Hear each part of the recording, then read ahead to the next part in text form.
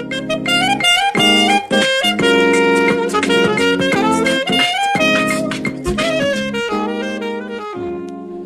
and welcome back to Coming to Our Senses, the podcast where we try to make sense of sensation. I'm Nick, I'm your host, and this is the second episode of the podcast. Last week we kind of introduced the podcast and talked a little bit about the spice of life, about the role of flavor. And just to recap, I'm going to be doing episodes bi-weekly or twice a month, and each episode will focus on a topic related to sensation. And this is really an opportunity for me to explore some curiosities that I have as a graduate student, but also a chance to kind of unpack some of the interesting ways that we encounter our senses every day. So this episode will focus on the topic of sensory deprivation in horror films. And I'll be looking in depth at Bird Box and A Quiet Place, which both came out in the last 5 years, both recent and very famous horror, maybe post-apocalyptic thrillers. Interesting films that I think have a lot of parallels, a lot of interesting overlapping themes, and give us a lot of fodder for talking about sensation. So today we're going to be looking at those movies. There will be some spoilers, so if you haven't seen them yet, maybe wait until you have to listen to this podcast. And also there are going to be some difficult themes around death, mortality, the loss of childhood. So if that's not your flavor, then feel free to skip to the next episode. Anyway, let's hop into it. So I'll give you a little bit of background about what's going to be in this episode. I want to start out with just a little bit of context for the films and then dive into 4 different themes that I think encapsulate what I mean when I'm talking about coming to our senses in terms of horror films. You've probably seen a number of horror films and know that both in the metaphorical sense and in the cinematographic choices made in those films, the senses are super important. In terms of jump scares and the role of music and the way that they film, the choices they make about where to film, who's involved. All of those choices are very much choices made to affect our senses, made to affect how we, in audiovisual terms, see and hear the movie. So I picked these 2 films because of their similarities. They both deal with apocalyptic scenarios, with dangerous threats that come from predominantly everyday sensation. And in the case of Bird Box, that's sight, and in the case of A Quiet Place, that's sound.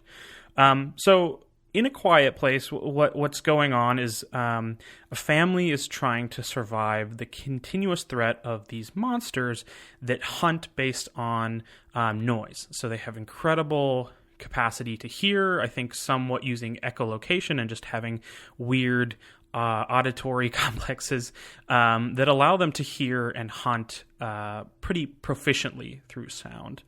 And so throughout the film, the family deals with the dangers of these monsters in very strategic ways, and to some success, although not a complete success, as we'll talk about.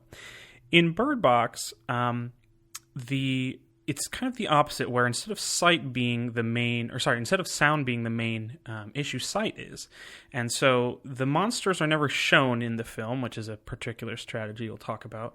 But if you are to look, and this is how the film starts, if you were to look outside, and encounter one of these monsters, it portrays images that are so powerfully horrific, powerfully personally horrific, I should say, that cause the seer to immediately want to commit suicide or to die or to get away from this monster. And so in Bird Box, you see that early in the film, several people in the public and in the street, on TV, are trying to end the horrors that they encounter when seeing these monsters, which is kind of the premise of the film. So you can see that both of these films are predicated on the central conflict being the loss of sensation or sensory deprivation, but both also provide a commentary on how we sense the world, which I'll get into, that I think goes beyond just now we have to be quiet or now we can't look. It goes more into a bit of a metaphorical commentary on how we actually choose to see and listen in our daily lives. So we'll get into that, and I'm going to talk about 4 themes, as I mentioned, 4 categories. The first is going to be the cinematographic choices that the producers, directors made to induce a form of sensory deprivation for the viewer.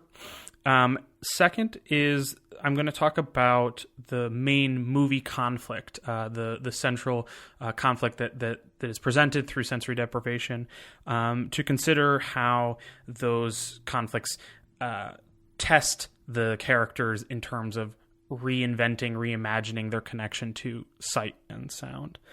Third, I'm going to talk about the kind of strategies that the characters use to adjust to these deprivations. So how do they strategically avoid the monsters, so to speak, and how do they change their lives to meet the sensory demands of their environments?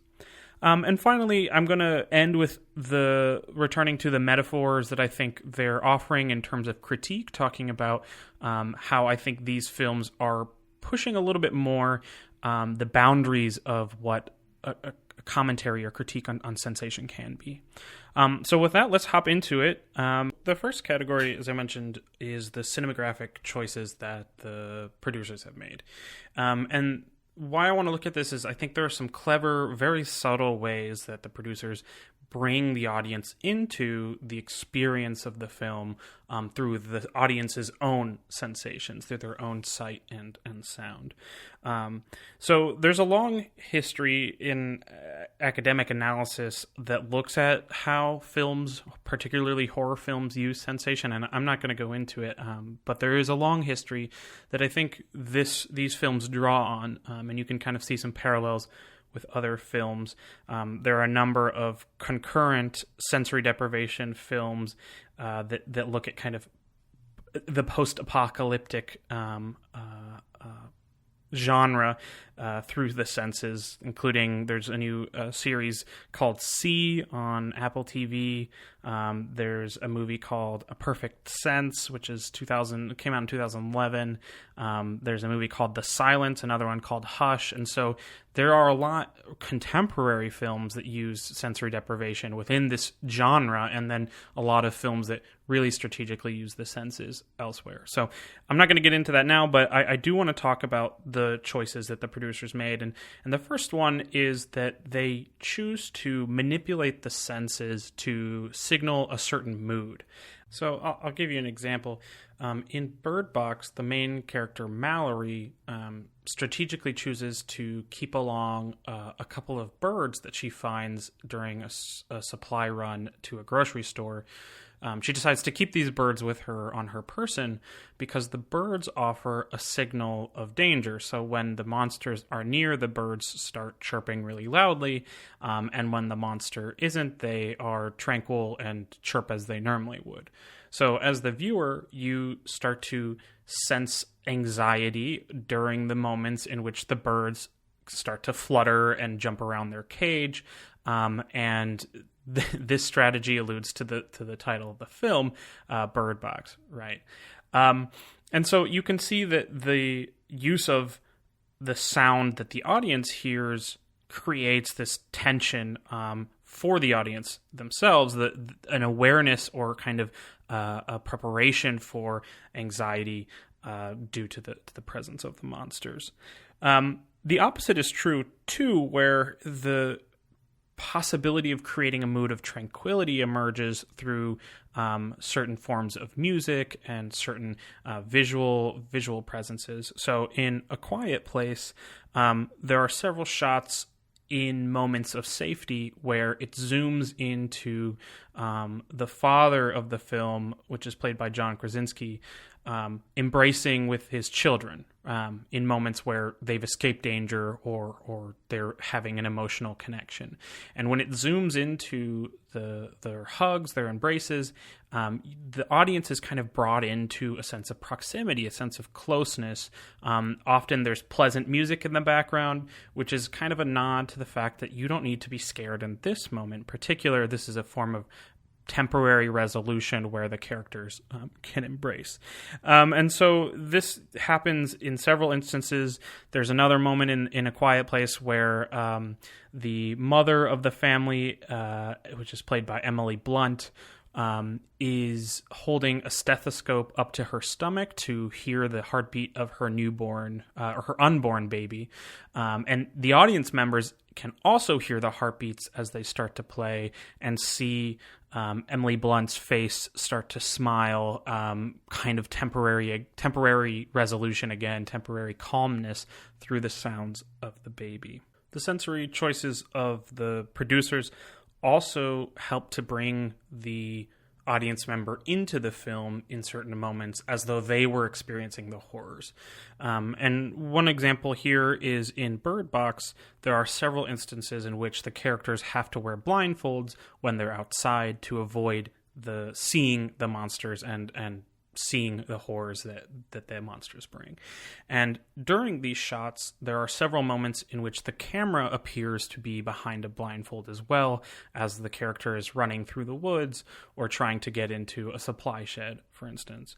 So as the viewer, you are behind the blindfold literally, and your view is obscured much the way that the characters would be. And this tool or this tactic brings the viewer in.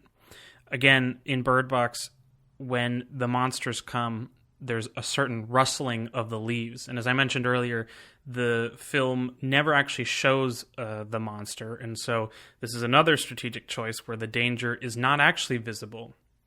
As the viewer, you're continuously waiting to see the monster, but are only teased with the rustling of the leaves.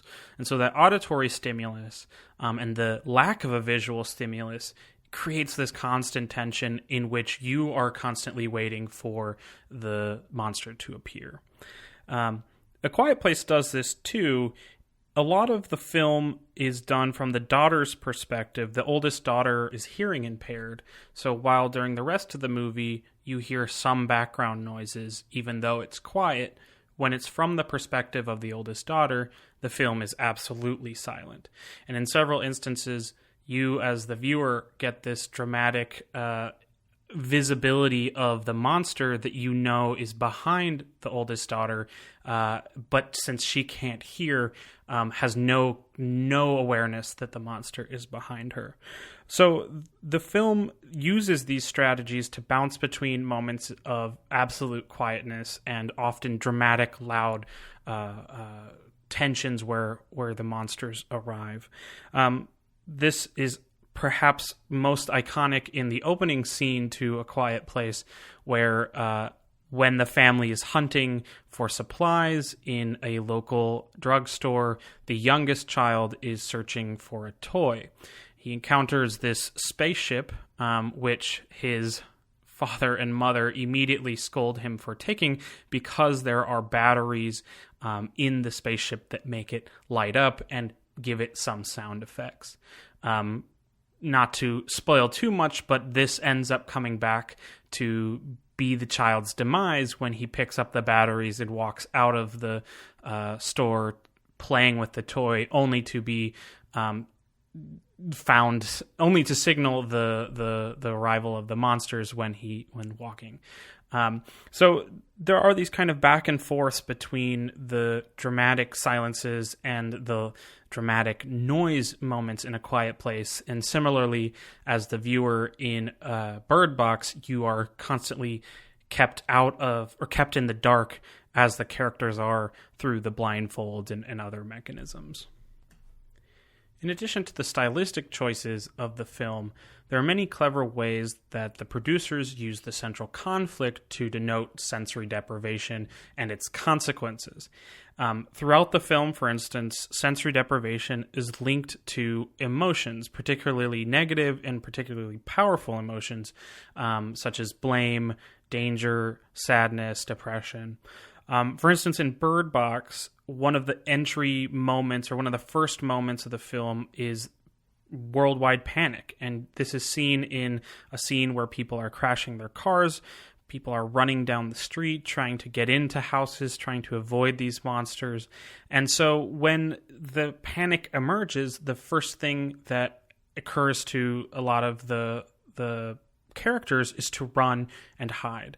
And so the kind of loss of sight, that first initial realization of that the monsters are prone to visual stimuli, is linked to the global panic. And this is seen again in the scene where the sister of the main character, Mallory, happens to look into the monster and see a familial tragedy, and immediately become depressed. She starts crying, and immediately tries to kill herself. And so while Mallory can't see what's going on, her sister immediately is taken by this monster. So the sensory deprivation here is linked to the sadness. In a lot of ways, this occurs throughout the film, and in A Quiet Place as well. So, for instance, in A Quiet Place, one of the early scenes is the mother of the family reaching to grab a pill bottle to give her child some medicine. Now, the child is sick, and she is trying to decide which drugs to give him, hence them being at the drugstore.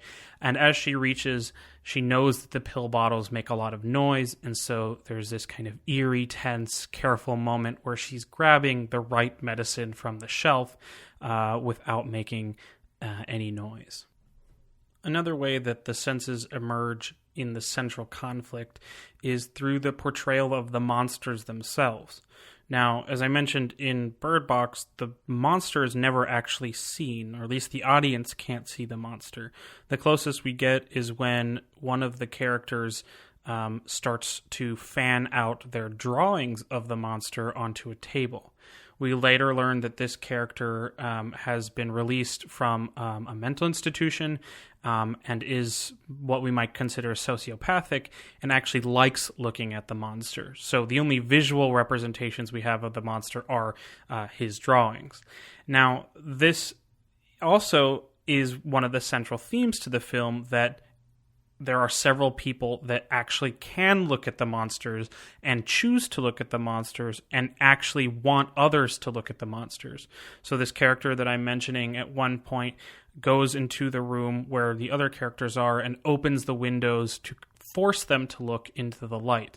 At this point, Olympia, who is one of the survivors who's giving birth at the moment, looks into the light, immediately becomes overcome with sadness, and jumps out the window. The sociopathic character in this instance is trying to force everyone to see the monster, to come to the light, as they say. This happens in A Quiet Place too. You get several looks at the monsters, particularly later in the film, and you see how they use echolocation, how they use their intense abilities to hear, and have incredibly powerful capabilities of hearing through the visual depictions that you get later in the film. There's also a strategy used that when it's from the perspective of the monster, you, the audience member, get to hear with high clarity, and the sound increases what the monster is hearing. For instance, the crickets in the background, or if one of the characters makes a move, even a slight move, the sound of their foot or the sound of them walking.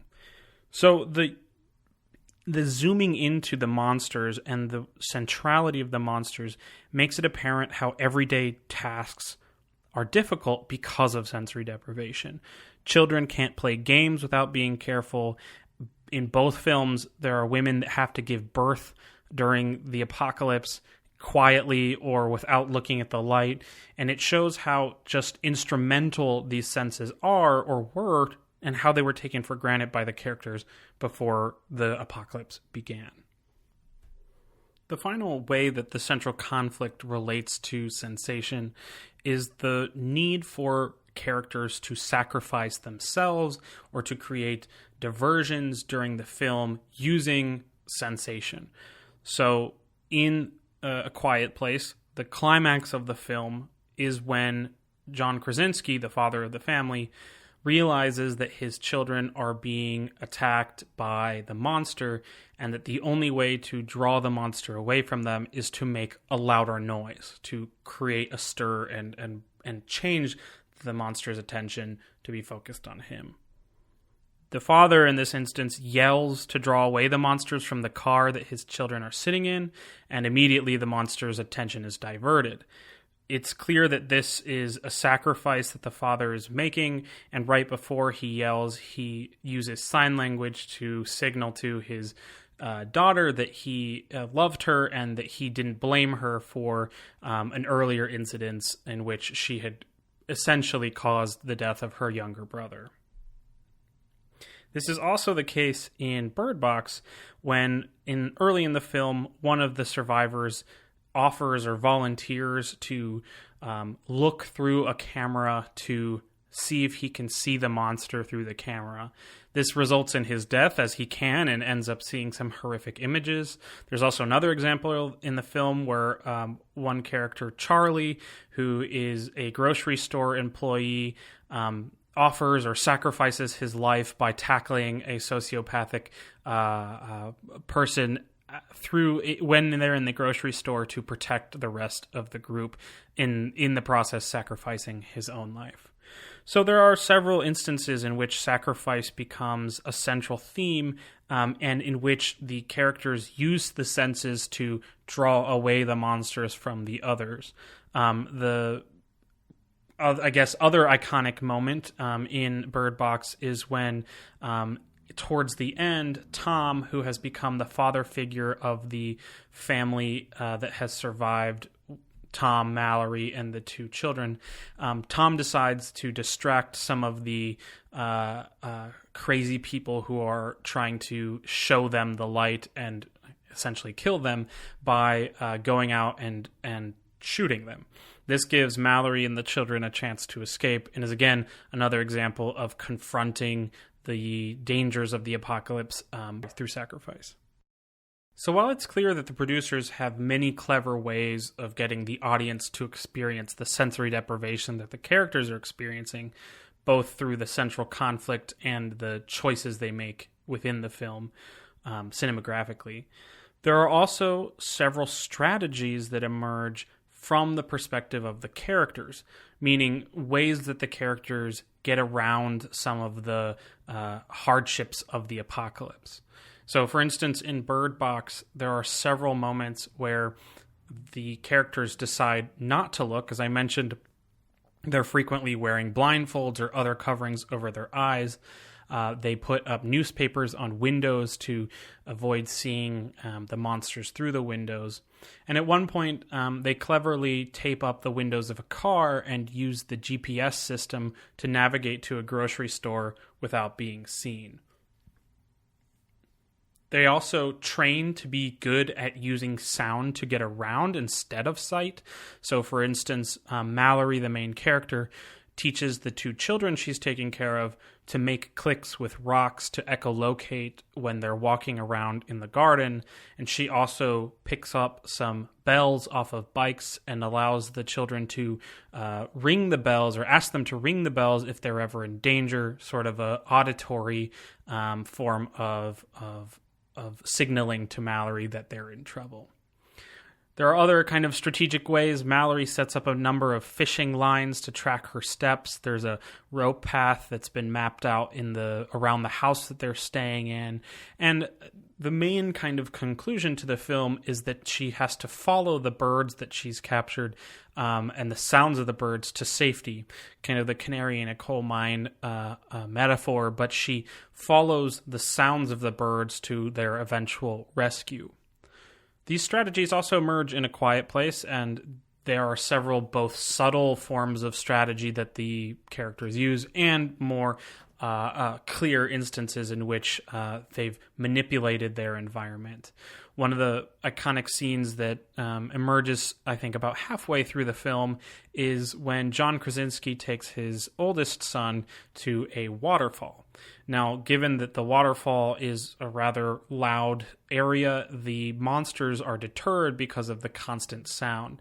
So John explains to his son that the water is going to be a form of protection, a space where they can be safe, or at least a little louder than they normally are. And there's kind of a beautiful moment where he screams behind the waterfall and allows his son to do the same.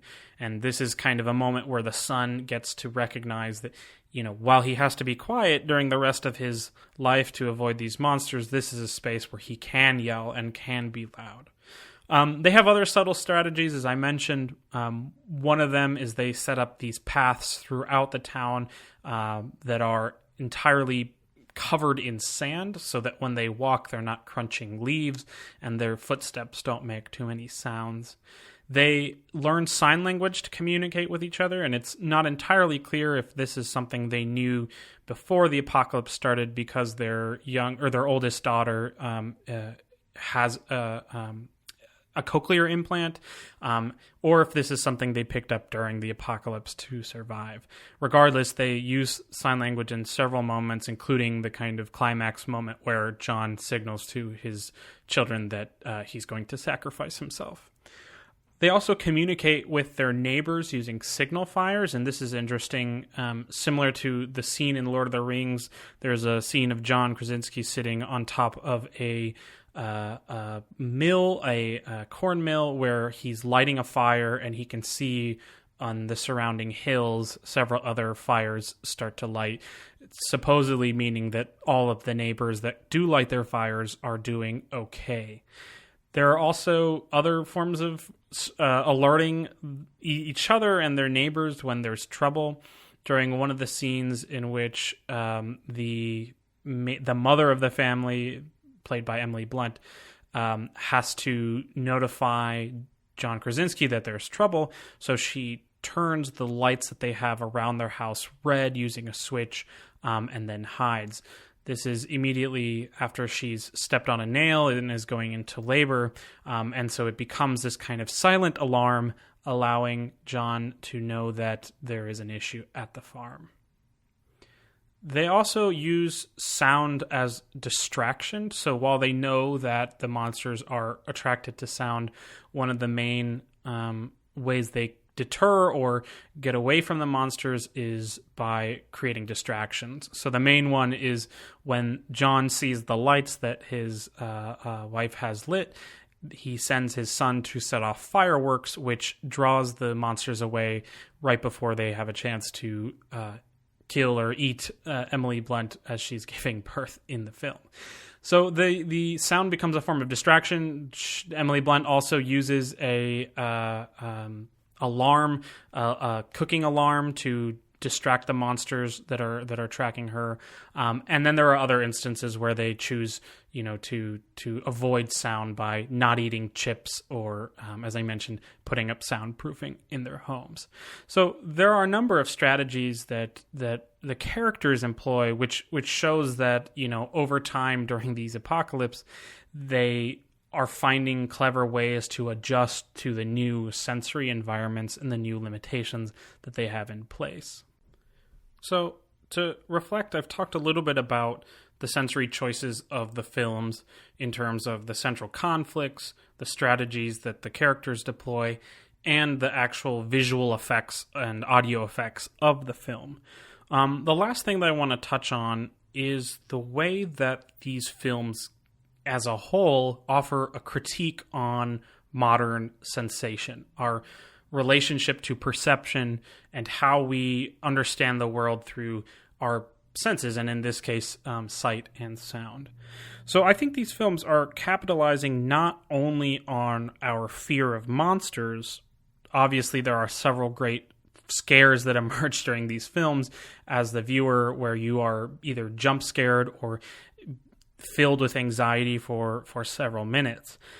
But they're also the very idea of sensory deprivation becomes one of the main forms of scaring the audience members. Both of these films are thinkers, and as you leave the theater or after you finish viewing them for the first time, you're left puzzled about what you would do in those situations. And I think this is predominantly because it strikes a nerve in terms of what would we do if we were forced to consider or reckon with sensory deprivation, immediate sensory deprivation with kind of drastic consequences. As a whole, we really do put a lot of trust in sight and sound, and these films do a really good job of showing us how dependent we are on sight and sound in our modern lives.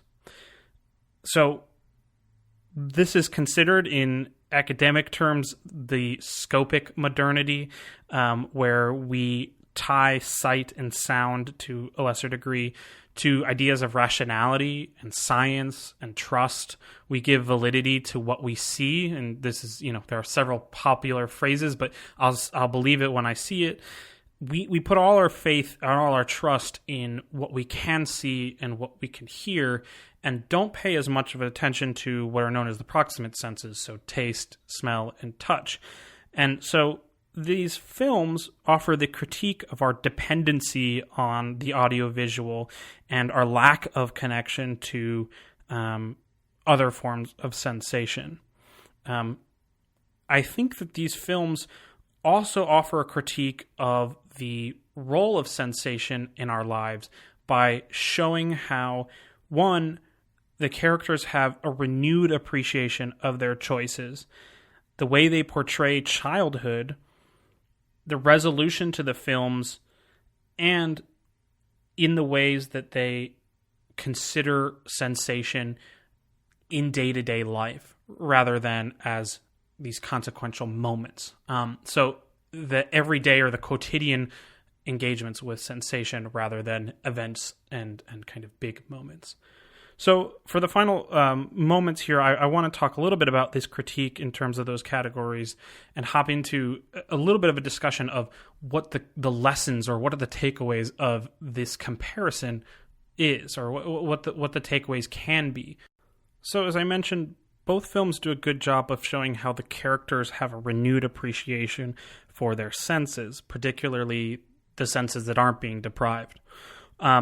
In Bird Box, for instance, there's a scene where Mallory, who has fallen in love with Tom, brings home a nightgown, a silk nightgown from one of their outings to go look for food or what have you. And this is a clear choice that's not about survival. It's about affection. It's about being sexy. It's about paying attention to her relationship with Tom. And it gives us this, the scene pans to them going to bed together, which is, a form of appreciation of touch that is a way of taking away from every day, every moment of this apocalypse we need to be surviving.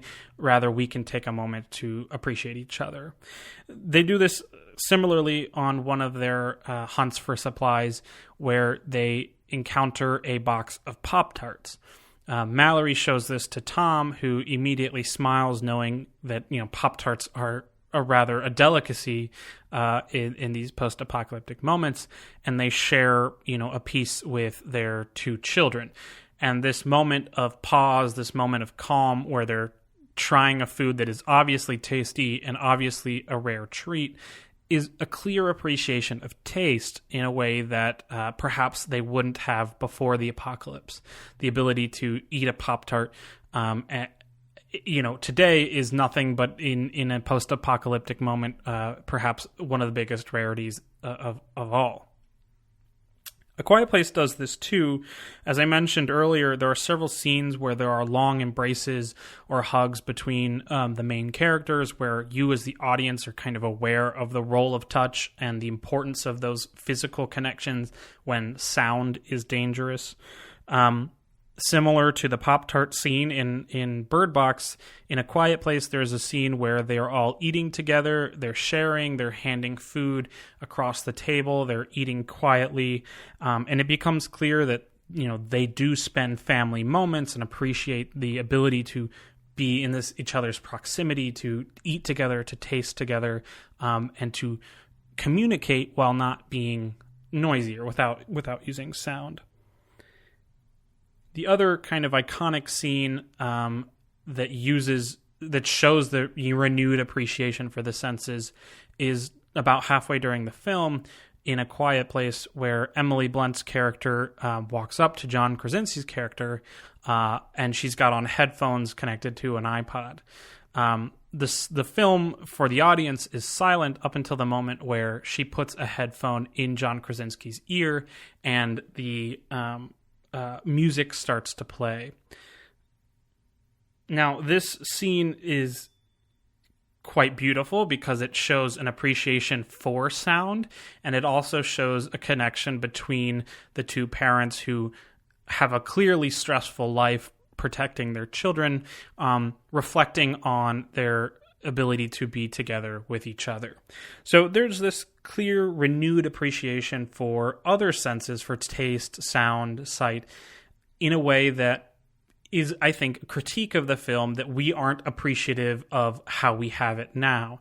And I think that's kind of a not exactly what they're saying, but the umph of the film is that, there is an ability to appreciate what we have, because the loss of what we have sensorially is a form of horror, is a form of scare.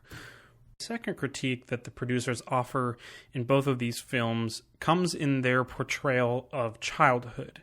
Now, in both films, as I mentioned a moment ago, women have to give birth in these incredibly difficult situations, and one without the ability to see and one without the ability to make noise.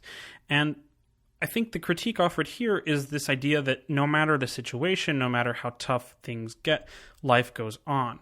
And so the introduction of children into these post-apocalyptic, sensorially deprived worlds is a way of saying that humans persist through difficulties. Humans find ways of adapting to their situations, and through the eyes of children, we can see some of those moments of purity and innocence and recognizing the world that they're coming into.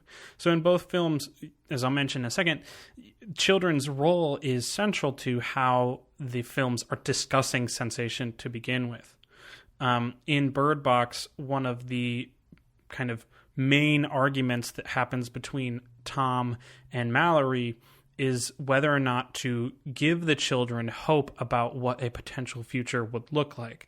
So in the one scene I'm thinking about, Tom is telling the story about climbing a tree, and both children are looking on very intently, but Mallory ends the story and tells the children to go to sleep before Tom can finish.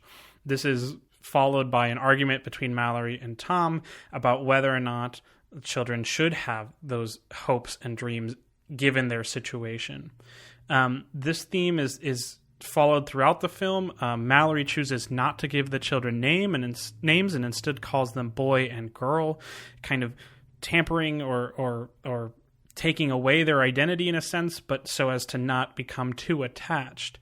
At several instances, the children are scolded for wandering off or making noise or trying to go outside, and it's clear that their kind of curiosities are butting up against the realities of the situations where the monsters could eat or kill the children. Now, this is also visible in A Quiet Place, where there are also children who face the consequences of the monsters. As I mentioned at the beginning, the classic scene where the child is playing with a toy and wants to make the rocket make noise ends up in his eventual death, which is a kind of direct testament to the dangers of playing, not being aware of the dangers of the world. The oldest daughter in A Quiet Place is also going through a transition where she's coming to realize the dangers of the world, but she is a little bit more wise to her role, or how she has to be protective of her siblings and how she has to learn to survive. However, there's this clear tension between her and her father, played by John Krasinski, who's trying to help her create a device for listening, a cochlear implant. And she doesn't recognize his efforts and instead sees the way he relates to her as distancing until the end of the film, when he sacrifices himself for her.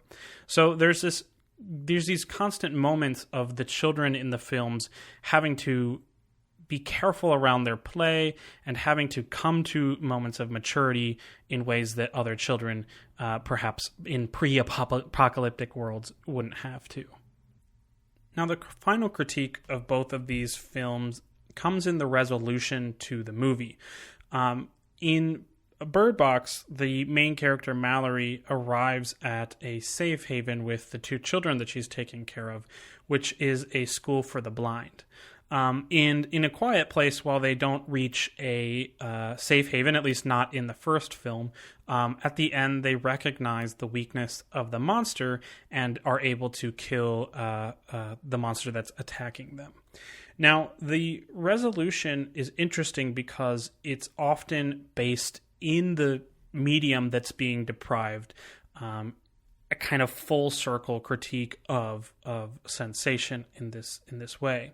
So for Bird Box, the main character, Mallory, is portrayed as an artist in the beginning of the film, which is a visual medium and which is a medium that she grounds her happiness, her identity in.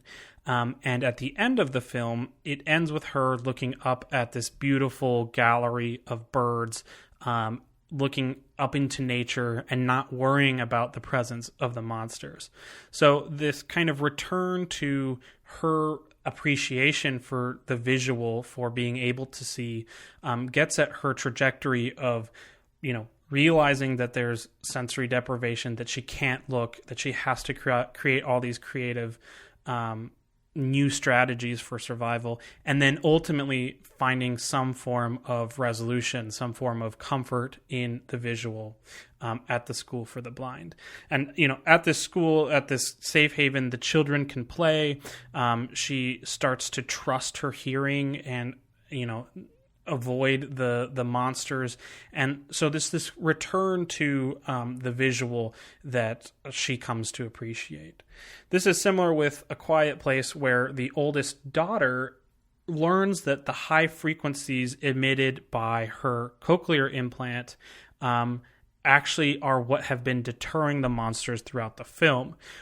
There's this scene at the end where she cleverly plays the noise of her cochlear implant over a radio frequency, which completely debilitates the monster that's attacking them and gives Emily Blunt's character a chance to shoot the monster in the face. So figuring out that while sound is dangerous, while being noisy is dangerous, being noisy can also be the solution. It's also the weakness of the monsters. So a new appreciation for sound, a new way of using sound becomes the way of going from needing to be quiet to using sound as your weapon. And if we think of these two trajectories of the films as a form of critique, it's interesting because it shows us that, it's not that we need to get away from our audio-visual connections and only appreciate taste, touch, smell. It's a form of saying that we need renewed appreciation for how we see, how we listen, and thinking through the beauty, the power of our senses to perceive the world. So with that, I'll bring this podcast to a conclusion. I just want to quickly go back through and talk about what we have talked about today. We reviewed A Quiet Place and Bird Box, which are two films that have recently emerged and that deal with apocalyptic scenarios where monsters threaten or deprive the ability to see and hear. We talked a little bit about the background of these films, about the cinematographic choices that they made, what sounds, what sights do you get as the viewer. And then we also talked about some of the themes of the films, the main conflict, some of the strategies that emerge from the characters, and some of the ways that these arcs or these trajectories of the film and of the character culminate in what I think are more general critiques of our world and our dependency on sound and sight. So if you have any interest in these films or want to know what the heck I'm talking about, I highly recommend checking them out. One is available on Netflix and the other is available on a number of sites, but you have to either pay or be a member. So that's going to do it for today. Thank you all for tuning in. I hope you enjoyed today's podcast. If you haven't already, you can follow me on Twitter at senses_podcast, or you can just look up Coming to Our Senses. And this podcast should be available on YouTube and Spotify. Please join me next week. I think I'm going to be talking about the ways that humans have adjusted to the changes to their sensory environments brought on by COVID over the last year and a half, looking at some different examples from soccer, music, food, and different arenas, and how we've creatively adjusted. So again, thank you for tuning in, and I look forward to seeing you next time.